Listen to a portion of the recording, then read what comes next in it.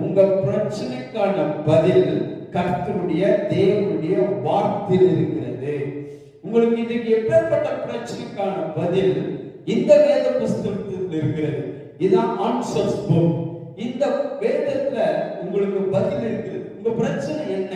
உங்களுடைய பிரச்சனை நீங்கள் எப்படி பார்க்கணும்னா வேதத்தின் அடிப்படையில பார்க்கணும். உங்க பிரச்சனைக்கான பதில் கர்த்தருடைய வார்த்தையில் இருக்கிறது, தேவனுடைய வார்த்தையில் இருக்கிறது. அதனால பிரச்சனைக்கான பதில் வேற எங்க தேடக்கூடாது. இன்னைக்கு பதில் என் ப்ராப்ளம் இது இருக்கிறது, அதனால பதிலுக்கான வழிகள் வேற எங்க தேடிக் கொண்டிருக்கிறார்கள். என் அன்பான தேவ பிள்ளைகளே, அந்த பதில் தேவனுடைய வார்த்தையில் இருக்கிறது.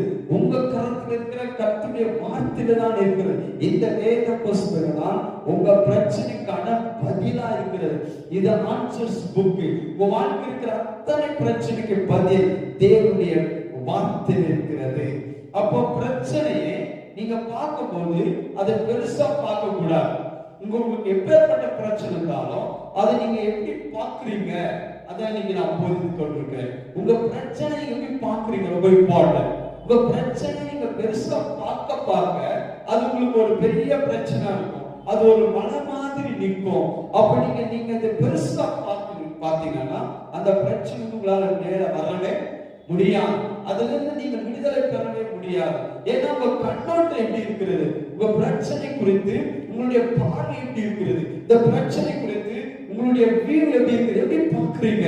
நீங்க பாருங்க, சின்ன பிரச்சனை தான் கூட அது பெருசா பேசுவாங்க.